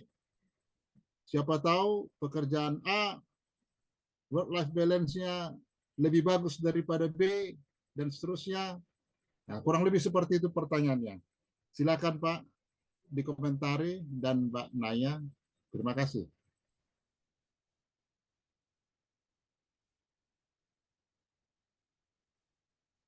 Pak Naya, mengomentari? Ya, baik Pak. Apakah kita bisa, sebenarnya kalau misalkan dari saya, mungkin saya juga karena baru gitu ya terhitungnya masuk ke dunia kerja, sebenarnya apakah kita harus memilih atau tidak, tergantung juga individu masing-masing. Tetapi mungkin untuk bisa memilih dan mengetahui suatu perusahaan ataupun suatu pekerjaan itu memiliki work-life balance yang seperti apa, itu kan mungkin saat kita masuk baru bisa dirasakan gitu, baru bisa diketahui realnya pekerjaan itu seperti apa, tuntutan pekerjaannya seperti apa, baru bisa diketahui gitu. Jadi kalau misalkan, pandangan dari saya, karena balik lagi tadi, job demand itu kan adalah faktor eksternal yang tidak bisa kita kontrol. Kita misalkan mendapatkan pekerjaan ataupun perusahaan juga salah satu faktor eksternal juga gitu. Kita tidak mengetahui tiba-tiba ternyata di sini, kerjaannya banyak atau ternyata seperti apa. Itu adalah hal-hal eksternal yang tidak bisa kontrol, tapi kalau misalkan kembali ke teori yang tadi, mungkin yang bisa kita kontrol untuk menjaga keseimbangan kehidupan kita adalah ya dari kitanya sendiri yang bisa mengusahakannya gitu. Seperti yang tadi Pak Made bilang, dengan mengatur batasan, dengan manajemen waktu juga, terus, lebih lebih kita yang me-manage gitu. Karena, eee, ya kembali lagi kita mungkin nggak bisa tahu 100% di awal gitu, suatu pekerjaan atau suatu posisi itu seperti apa gitu.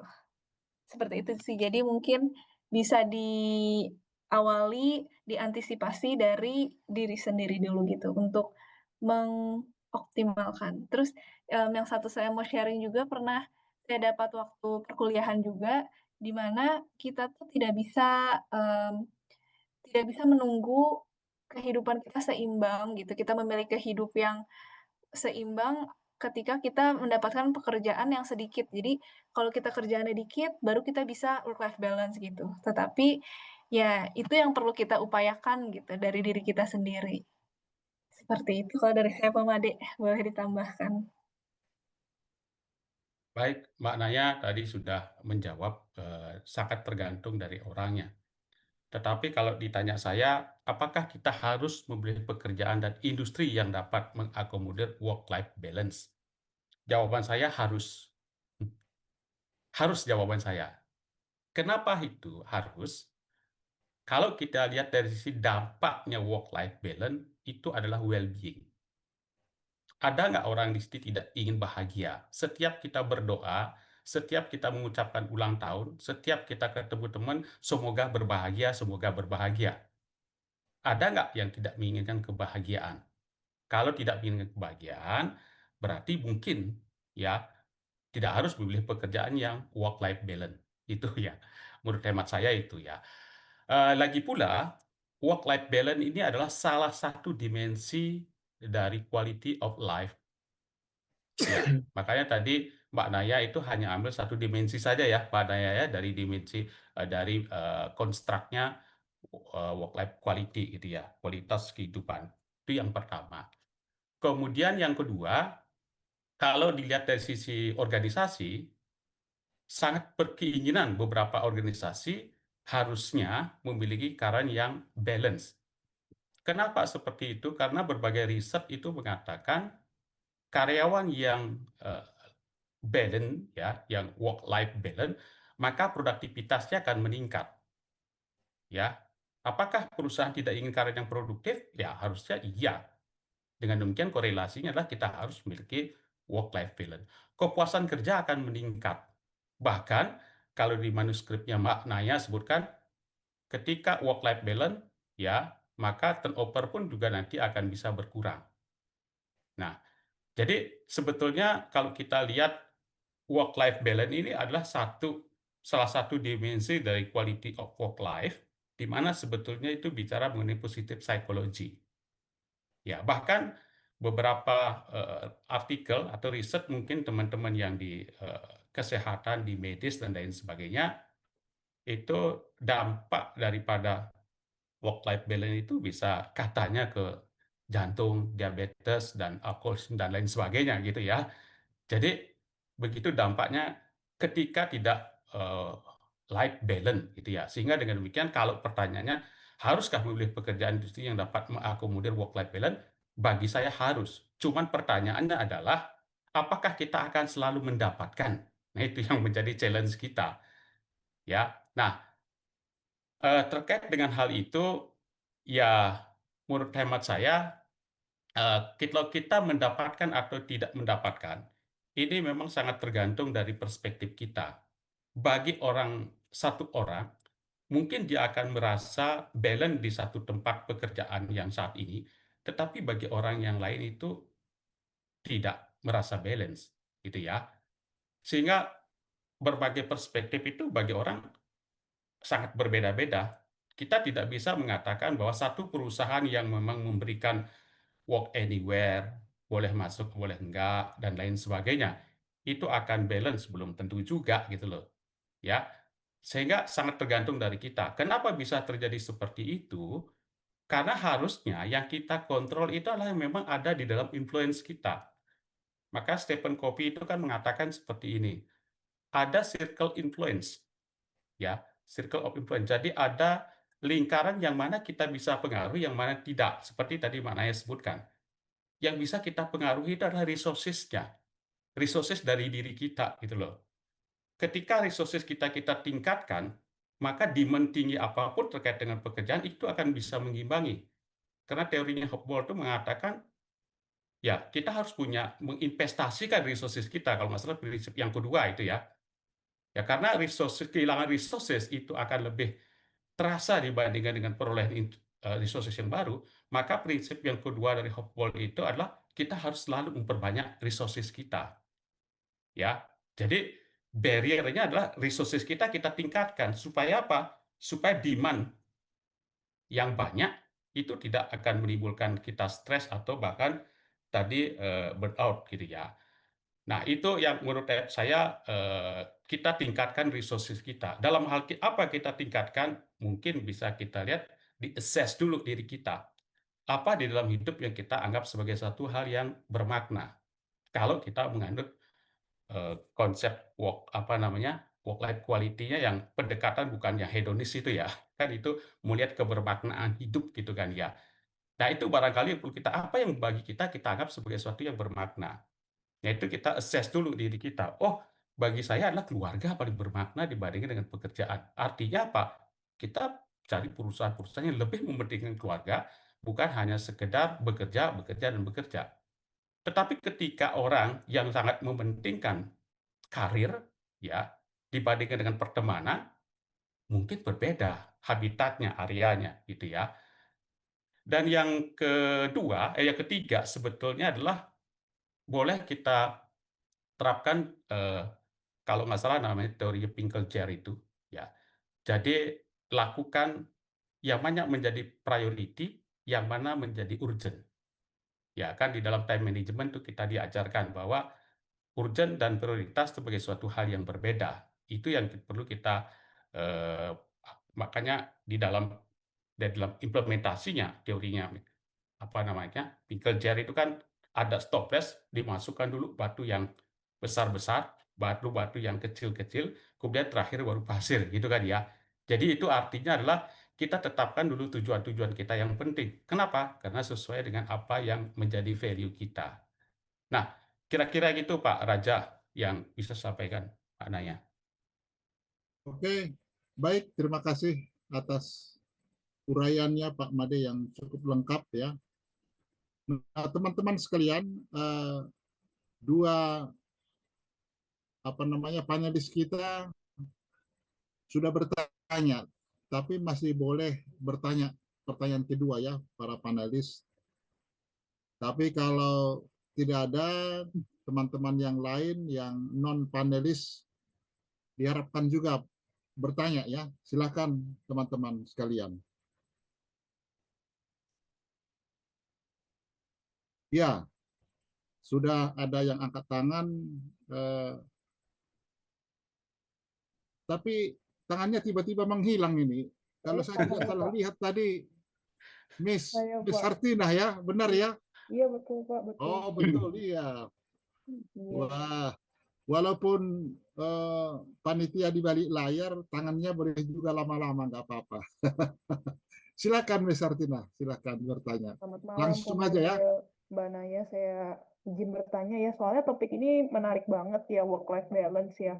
Saya berkaca dari beberapa pengalaman teman saya cerita nih, ada nih orang di kantornya nih, kerjaan nih membludak gitu. Terus dia bilang tiap hari lembur katanya.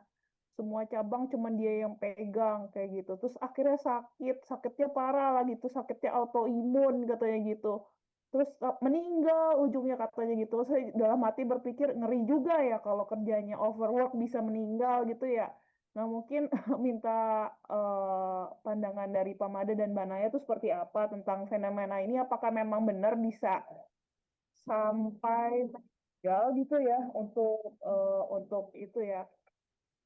Terus saya juga pengen bertanya nih ya, gimana kita menasehati teman kita yang udah jenuh gitu ya, mungkin udah bosan juga sama burnout gitu ya dengan pekerjaannya gitu ya. Karena kalau misalnya kita suruh untuk liburan gitu ya, saya ngerasa liburan itu bukan solusi.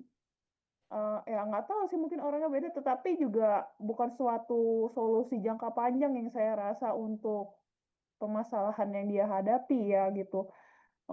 Misalnya kita suruh dia liburan, tapi masih aja dia mikirin pekerjaan gitu kan. Liburannya dibawa, dia liburan tapi bawa laptop gitu kan, kerjaan gitu, tetap dikerja gitu kan. Nah, itu kira-kira gimana ya kita menasehatinya gitu ya. Sama saya ingin bertanya sih tentang work-life balance ini gitu ya. Misalnya saya berkaca dari orang dekat ya gitu, jadi dia ada 3 kali ganti pekerjaan. Yang pertama itu gajinya oke, tapi kerjanya tuh sampai nggak tidur, sampai weekend juga kerja kayak gitulah gitu. Yang kedua itu kerjaannya bisa WFH gitu, bisa ya seminggu kayak hybrid lah, bisa masuk ke kantornya 2 kali atau 3 kali, sisanya bisa WFH gitu ya. Tapi dia marah-marah terus, soalnya atasannya toksik banget gitu loh. Jadi apa, misalnya pekerjaannya udah bagus-bagus gitu ya, atasannya malah ngacauin gitu ya. Atau misalnya dia yang kerjain yang bagus, atasannya bilang atasannya yang kerjain gitu ya. Nah, akhirnya dia memutuskan pindah lagi nih ke perusahaan yang ketiga yang eh, di manage sama temennya. Tapi sama aja gitu. Maksudnya dalam sama artian gitu apa, gajinya oke, tapi waduh tidur tuh jam 3 subuh gitu ya. Weekend tetap buka laptop kayak gitu. Nah, di antara eh, mungkin ketiga situasi yang dihadapi seperti ini, apakah sebaiknya kira-kira sebaiknya gimana ya untuk menasehati atau menghadapi perkara seperti ini? Itu maaf ya agak praktikal pertanyaannya. Terima kasih. Oke, baik Mbak atau Miss Hartinah, pertanyaan yang sangat relevan kehidupan sehari-hari ya, sangat praktis. Oke, baik. Silakan kedua narasumber kita boleh menanggapi.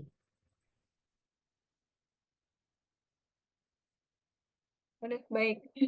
Untuk terima kasih sebelumnya ke Hartina untuk pertanyaannya. Untuk pertanyaan yang pertama cukup sampai ekstrim juga ya. Saya baru juga mendengar ada cerita seperti ini yang bahkan sampai meninggal akibat overwork gitu. Setahu yang saya tahu mengenai autoimun sebelumnya dari kenalan yang pernah terkena, mungkin memang triggeringnya bisa dari stres dan juga mungkin dari fisik ya. Jadi mungkin itu memang karena stres yang bertumpuk dan juga kelelahan fisik bisa men-trigger mungkin autoimun yang secara genetika mungkin dia memang sudah miliki. Tapi yang ingin saya tanyakan juga, apakah selama proses mendapatkan overwork itu sudah pernah disolusikan belum? Misalnya bertanya kepada atasan mengenai kendala yang dialami atau pekerjaan yang terlalu banyak, atau didiskusikan dengan rekan kerjanya gitu. Ya, itu yang mungkin nggak tahu gitu, apakah solusi-solusinya sudah pernah diupayakan atau belum gitu. Seperti itu kalau untuk yang pertama gitu. Nah, untuk yang kedua tadi terkait dengan liburan yang sepertinya bukan solusi jangka panjang ya. Kalau dari saya sendiri, mungkin pandangan saya melihat work-life balance itu kan bagaimana kita bisa mengatur kehidupan kita di luar dengan kehidupan pekerjaan. Apakah itu misalkan dengan keluarga, apakah itu dengan hobi, menyelesaikan pekerjaan lain, dan hal lainnya. Tapi apakah aktivitas-aktivitas tersebut yang di luar pekerjaan itu dilakukan secara mindful juga gitu? Misalkan tadi pergi liburan, dengan dia masih memikirkan pekerjaan ataupun membawa pekerjaan, itu kan sebenarnya berarti tidak mindful dia sedang liburan gitu. Dan sebenarnya juga mungkin tidak harus berlibur gitu, bisa dengan aktivitas-aktivitas sehari-hari, misalkan setelah pulang kerja mungkin suka baca buku, bisa baca buku, yang suka olahraga mungkin bisa olahraga, kayak gitu. Tapi dilakukannya secara benar-benar mindful dan sadar apa yang sedang dilakukan saat itu gitu. Bukan, tidak diusahakan tidak terbawa-bawa pekerjaan yang ada. Tapi memang mungkin butuh waktu juga untuk bisa belajar lebih mindful dengan apa yang sedang dikerjakan sekarang. Kalau dari saya itu untuk pertanyaan yang kedua. Untuk yang ketiga tadi mengenai apa itu? Yang ketiga tadi itu pilihan pekerjaan ya? Nah, ini juga sebenarnya sangat dilematis sekali ya mengenai pemilihan-pemilihan pekerjaan, tapi mungkin ya bisa dikembalikan lagi ke individu yang tadi mungkin sudah dibahas Pak Made, mmm, prioritasnya apa, dan apa yang dianggap penting dari setiap individu. Mungkin kalau misalkan, sedang, butuh untuk menabung atau sedang prioritasnya butuh untuk mencari uang yang banyak, bisa memilih pekerjaan yang pertama memang, tapi dengan resiko, pekerjaan yang banyak itu, ya mungkin ada solusinya lagi. Solusinya tadi dengan resource-resource yang harus kita terus tambah gitu. Tapi jika pilih yang kedua, mungkin jika ingin waktu yang lebih fleksibel, tapi dengan resiko lagi, bahwa dengan atasan yang kurang baik, solusikan lagi mungkin. Solusinya mungkin bisa perbaiki komunikasi dengan atasan gitu. Jadi mungkin kalau saya melihatnya memang tidak ada pekerjaan yang mungkin bisa kita dapatkan secara ideal, sesuai dengan apa yang kita mau sepenuhnya, tapi pasti ada resiko dan selain ada risiko pasti akan ada solusi yang bisa kita antisipasi gitu untuk resiko-resiko itu. Kalau pandangan dari saya seperti itu, bagaimana kalau pandangan dari Pak Made? Cukup menarik sekali ini pertanyaan-pertanyaannya. Baik, terima kasih Si Sartina dan Mbak Naya tadi sudah menyampaikan terkait dengan 3 pertanyaan yang memang menjadi isu yang dihadapi oleh Mbak Artina ya. Jadi kalau melihat work-life balance, pertama bahwa ada satu teori yang disebut dengan instrumental theory.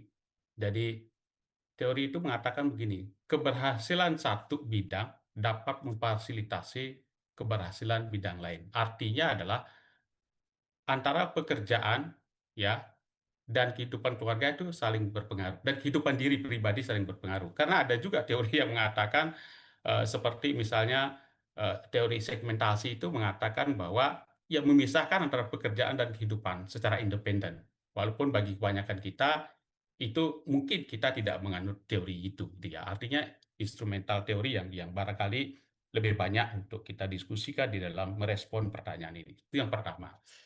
Yang kedua, terkait dengan work-life balance, itu satu kondisi yang berbagai kajian mengatakan itu bukan suatu kondisi yang sifatnya tetap. Sama seperti engagement. Engagement itu fluktuatif sifatnya, ya. Artinya tidak bertahan dalam jangka yang panjang. Begitupun juga konstruk withdrawal state, ya itu juga satu kondisi yang sifatnya tidak permanen. Kecuali locus of control itu memang permanen, nyatakan sebagai konstruk itu, gitu ya. Terus hal yang lain adalah terkait dengan kita hubungkan sekarang terkait dengan membludaknya pekerjaan dan meninggal. Kalau menurut saya si Sartina melihat satu kondisi berdasarkan kedua hal tadi dasar dasar teoritisnya itu, bagi saya bukan pekerjaan membludak menyebabkan orang itu meninggal.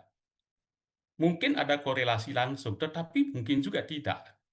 Ya, artinya apa? Kalau kita hubungkan job demand yang tinggi, maka akan menyebabkan orang meninggal itu rasanya belum masuk di dalam pemikiran saya. Tetapi mungkin pekerjaan yang banyak sehingga dia menyebabkan waktu berkurang untuk istirahat. Dengan demikian maka akan bekerja organ-organnya sehingga dia menyebabkan sakit lever yang berkepanjangan menyebabkan meninggal. Mungkin begitu, tetapi kita tidak tahu apakah seperti itu. Tetapi kalau menurut hemat saya, walaupun tadi instrumental teori mengatakan satu hal terkait dengan hal yang lain, tetapi ini tidak secara langsung menurut hemat saya pengaruh membludaknya pekerjaan, ya job demand yang tinggi menyebabkan orang meninggal, gitu ya. Nah, terus apa upaya yang bisa dilakukan? Kita kan mesti cari focus of solution-nya. Jadi kita mesti fokus pada solusinya. Bagaimana kalau menghadapi hal seperti itu? Mungkin kita lihat dari dua aspek. Satu adalah memang dari aspek pribadi itu sendiri. Ada sebagian orang yang memang suka dengan pekerjaan yang banyak. Karena tantangan tadi itu dimaknai sebagai hal yang positif. Dengan saya mendapatkan pekerjaan yang banyak, maka saya akan lebih cepat berkembang. Ketika saya lebih cepat berkembang, mungkin value-value yang lainnya mungkin akan terpenuhi kalau memang value-nya dia itu adalah karir. Ya. Nah, itu yang menurut saya itu dari sisi orangnya, ya. Artinya apakah benar orang itu tidak menginginkan satu pekerjaan yang banyak apa tidak? Ini kan sangat tergantung dari orangnya, di mana itu disebutkan. Itu aspek yang pertama. Artinya kalau memang kita tidak menginginkan pekerjaan yang membludak begitu kita persepsikan sebagai suatu hal yang negatif, ya mau tidak mau kita berkarir di tempat lain atau cari karir di tempat lain atau barangkali berwira swasta dan lain sebagainya. Nah, hal yang sangat perlu juga diantisipasi adalah dari sisi perusahaan, dari sisi company. Nah, dari sisi company, ya biasanya kalau bagian orang HRD itu kan dia melakukan workload analysis. Maka sebelum rekrutmen, selection itu dilakukan workload analysis. Menganalisis beban kerja. Ya, artinya beban kerja orang itu berkelebihan atau tidak. Walaupun secara konsep kesepakatan dari ILO, orang bekerja menggunakan waktu kerja 70% saja itu sudah sangat efektif. Jadi waktu yang disiapkan kepada kita 8 jam di kantor itu nggak harus digunakan 8 jamnya. 70% saja dari 8 jam itu menurut ILO itu sudah efektif. Karena ada waktu-waktu yang kita gunakan untuk pribadi. Misalnya kita ke toilet, cek email pribadi, ditelepon saudara, keluarga, kemudian kita teman-teman yang wanita-wanita berhias dulu, ya sebelum jam 12 kita sudah memesan makanan, entah mencari makanan ke sana kemari. Itu adalah hal-hal pribadi yang kita gunakan bukan untuk bekerja. Sehingga dalam workload analysis itu kita kesampingkan, bukan merupakan waktu untuk bekerja. Makanya mungkin atas dasar itu ILO menyepakati 70% saja waktu digunakan untuk bekerja, itu sudah baik. Nah, kalau kita melihat hal seperti itu, maka dari sisi company apakah, karena salah satu parameternya gini, salah satu parameter bahwa work life balance itu ada di organisasi, itu perlu komitmen dari perusahaan. Ya. Nah, komitmennya dalam hal apa? Kalau menurut hemat saya, arsitektur HRD-nya yang perlu dibenahi. Dibenahi untuk apa? Dibenahi supaya orang bekerja di sana itu life balance. Kalau memang ada komitmen dari company. Nah, arsitektur HRD itu apa? Policy, kebijakan-kebijakan. Setiap kebijakan yang dilakukan itu harus mengacu kepada hal-hal sifatnya menyebabkan orang itu seimbang antara kepentingan pribadi dan kepentingan pekerjaan. Misalnya, flexi time dengan batasan-batasan tertentu itu policy. Ya. Kemudian menyeimbangkan waktu kerja Kerja misalnya jam 8, ya udah sampai jam 5, jangan lembur. Itu juga adalah kebijakan. Jadi mengurangi lembur. Kalau kurang orang bagaimana, Pak? Ya nambah orang. Kalau workload analysis kita bahwa beban kerja orang meningkat. Jadi job design itu harus kita lakukan terkait dengan itu bicara yang kedua mengenai fungsionalnya. Karena arsitektur HRD itu bicara mengenai satu bicara mengenai policy-nya, kebijakan-kebijakan HRD-nya, dua bicara mengenai function-nya, fungsi-fungsi yang terintegrasi satu dengan yang lainnya. Yang ketiga kita itu bicara mengenai sistem dan prosedur yang diberlakukan untuk mengelola orang. Jadi menurut hemat saya arsitektur HRD-nya perlu kita benahi untuk mengacu kepada orang itu supaya life balance di sana gitu loh. Kenapa seperti itu, Pak? Ya karena life balance itu berpengaruh tadi terhadap turnover yang rendah, kepuasan yang meningkat, produktivitas yang tinggi dan lain sebagainya. Itu barangkali menanggapi poin yang pertama. Ya, poin yang kedua, bagaimana Kak kita menasehati teman kita yang sudah jenuh bekerja? Pertanyaannya, benar jenuh apa tidak? Jangan-jangan kita melihat dia jenuh si Sartina, padahal dia sendiri nggak jenuh. Tetapi kalau dia memang benar jenuh terus, berarti kan dia ada di dalam posisi yang mengarah kepada burnout kan. Job demand-nya tinggi, tetapi resources-nya rendah, ya kan? Nah, satu hal yang tadi terkait dengan apa namanya circle of influence tadi, yang bisa kita perbaiki adalah resources-nya kita. Ya, kalau bagaimana dia tidak bisa eh, istilahnya itu mengatasi secara sendiri, ya mau tidak mau menurut saya adalah panggil coach. Jadi coach for harmony atau coach for life balance misalnya. Supaya apa? Supaya nanti orang itu di-guide, ya apa sih sebetulnya yang dia maksudkan dengan bekerja itu? Apa kebermaknaan kerja? Apakah benar orang merasa jenuh? Jadi kalau coach itu dilakukan atas dasar bahwa menyadarkan orang itu potensinya dari dalam, nanti dia akan sendiri akan memberikan solusi terhadap dirinya dia sendiri. Ya itu kan sebetulnya perbedaan coach dengan mentoring, dengan counseling dan lainnya. Jadi kita menggali sesuatu potensi yang ada di dalam orang itu untuk dia keluarkan. Ya, kalau memang problemnya adalah benar-benar memang dia jenuh. Jangan-jangan pada saat nanti digali informasi di awal coaching misalnya bukan bukan jenuh misalnya dia. Jadi itu yang perlu menurut saya dilakukan untuk poin yang kedua. Poin yang ketiga, gonta-ganti pekerjaan. Sebaiknya bagaimana ya? Eh, Gonta-ganti pekerjaan itu memang tidak merupakan satu faktor tunggal penyebabnya. Ya, banyak faktor yang teman-teman apa namanya intensi turnover, kemudian apalagi turnover beneran itu banyak sekali faktor penyebabnya. Bisa karena faktor diri sendiri, bisa karena faktor orang lain. Itu perlu digali apa apa sebetulnya ya artinya kita lakukan diagnosis dulu apa sebetulnya main problem yang menyebabkan orang itu exit keluar gonta-ganti kerjaan. Biasanya sih kalau berdasarkan best practice berdasarkan pengalaman saya gitu ya, itu tidak faktor tunggal yang menyebabkan. Walaupun ada satu faktor tunggal yang memang lebih dominan dibandingkan dengan faktor yang lain. Ya, tetapi pertanyaannya bagaimana kalau menghadapi toxic leader, gitu kan ya? Itu tadi sempat disinggung gitu kan. Toxic leader bagaimana ketika dia gonta-ganti kerjaan dan lain sebagainya.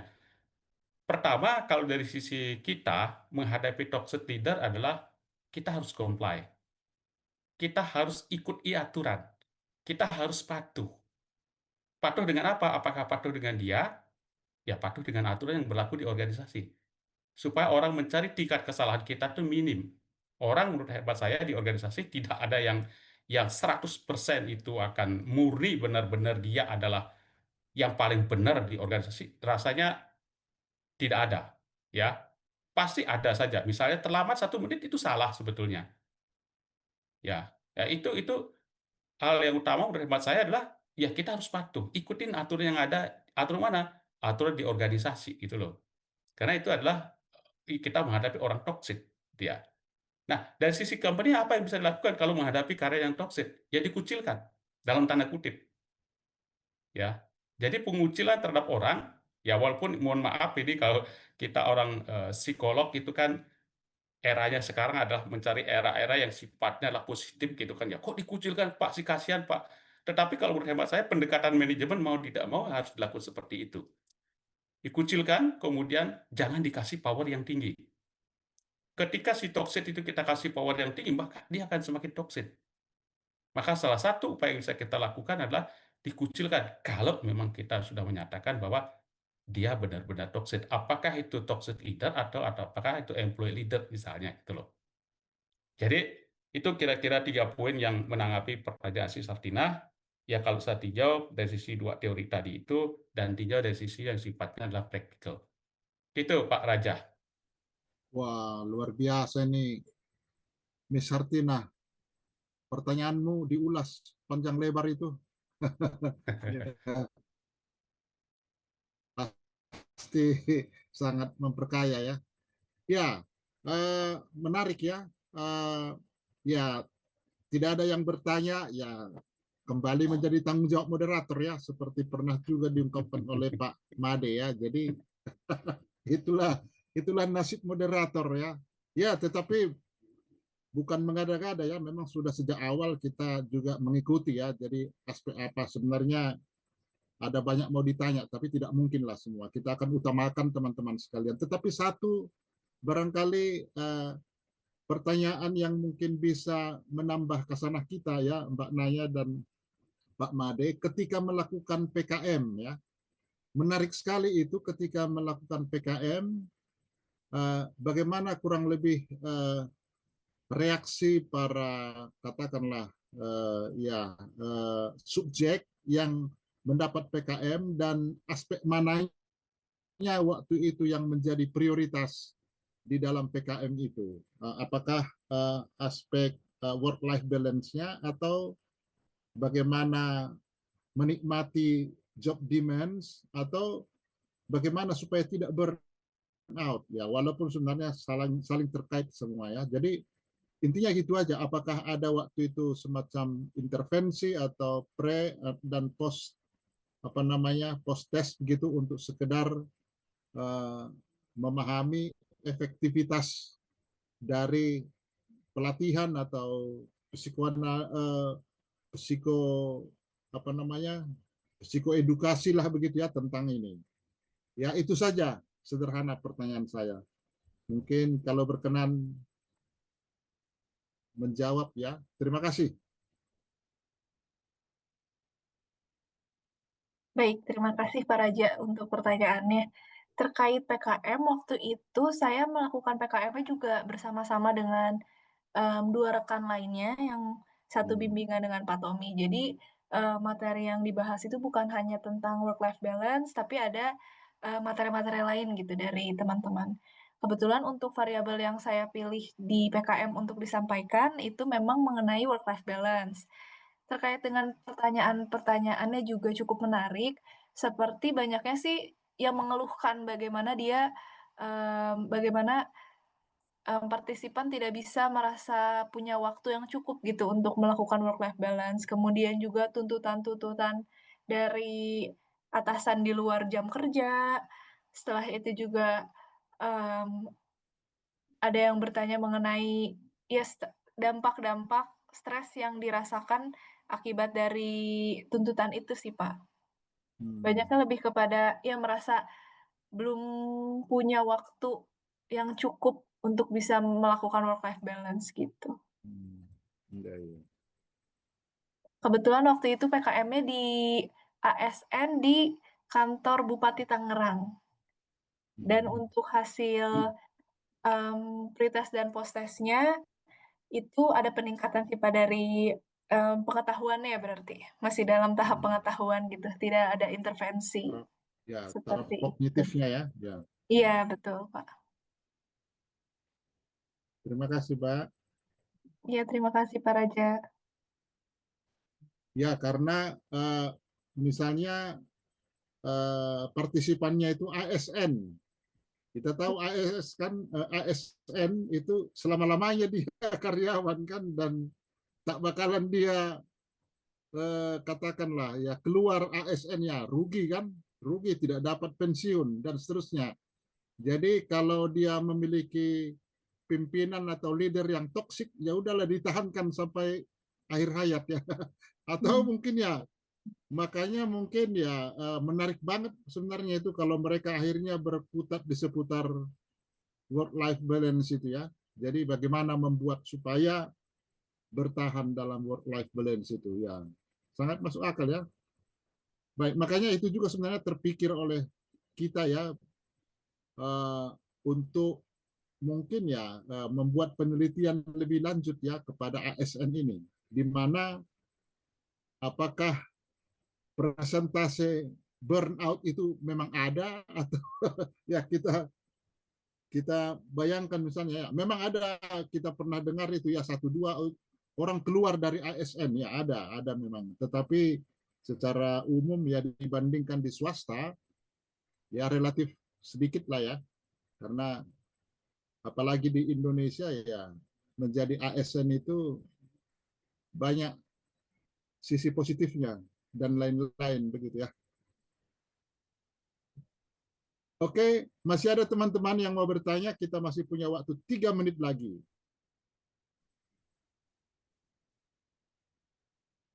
Iya. Baik. Terima kasih kami ucapkan kepada kedua narasumber kita yang luar biasa ya, khususnya Pak Made dengan uraian-uraian yang sangat memperkaya ya, dan juga Mbak Naya dengan pengalaman melaksanakan PKM ya. Dan saya kira materi yang kita bahas malam hari ini ya sangat penting ya. Dan ya satu aspek yang kita bisa lihat tentu ya bagaimana work-life balance itu bisa dioptimalkan ya, sehingga bisa mengurangi stres dan juga mengurangi atau bisa menghindari burnout ya. Walaupun ya kita memiliki job demands yang cukup tinggi ya, kurang lebih seperti itu. Nah, atas dasar ini ya kita sebenarnya ingin ya mungkin ya memperkaya bagaimana cara untuk meningkatkan, memperbaiki atau membuat supaya kita lebih bisa atau lebih mampu untuk menciptakan keseimbangan ya dalam hidup. Ya memang hidup dalam keseimbangan ini sesuatu yang ideal ya. Ya, jadi seimbang itu namanya moderat. Ya, itu juga ya moderat, tidak terlalu ke kiri, tidak terlalu ke kanan. Ya, itu sesuatu yang ideal dan butuh perjuangan. Tentu dari dalam diri kita sendiri dan juga tidak lepas dari dukungan dan bantuan orang yang ada di sekitar kita.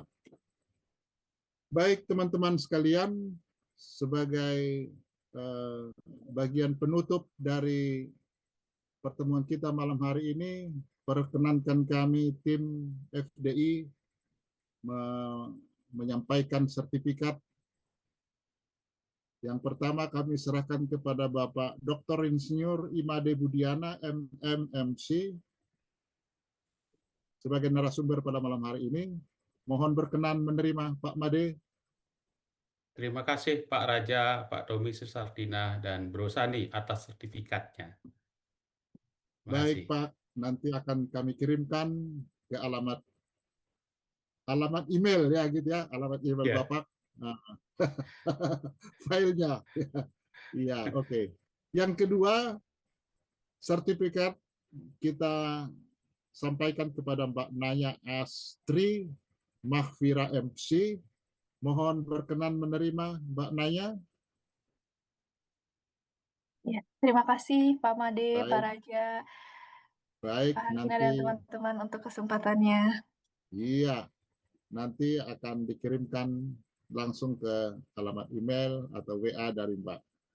Teman-teman sekalian, dengan demikian selesailah perhelatan kita selama 2 jam ini, tidak terasa ya. Kita berharap apa yang kita diskusikan malam hari ini dapat membawa manfaat bagi kita, dan juga secara khusus saya ucapkan terima kasih kepada kedua narasumber kita. Terima kasih kepada rekan-rekan yang bertanya pada malam hari ini dan yang menanggapi. dan juga kepada siapapun yang berpartisipasi dalam acara kita ini, termasuk tim FDI, Miss Hartina, Bro Sami, dan lain-lain, dan juga ya Pak Made kan tim juga. Ya, minggu Terima depan kasih. balas dendam lagi itu kayaknya. Bukan kok Pak Raja. Kita ini udah diatur oleh jadwal Pak Made, jadi apa boleh buat kita taat ya. Ya, si Sartina yang ngatur, Pak. Ya, betul sekali. Tidak ada yang bisa melawan Miss Hartina. Kalau dikatakan jadwal jalan terus. Gitu ya. Baik teman-teman, terima kasih atas segala kebersamaan kita. Mohon maaf kalau ada yang kurang. Semoga kita akan sempurnakan di hari-hari yang akan datang. Ciao, selamat malam, dan bertemu kembali. Terima kasih Pak Raja. Terima Pak Naya, kasih. terima kasih ya. Pak Raja, Pak Made, Pak Raja, Pak Made, Bu Hartina. Ini, ya, Pak masih. Raja. Izin Izin.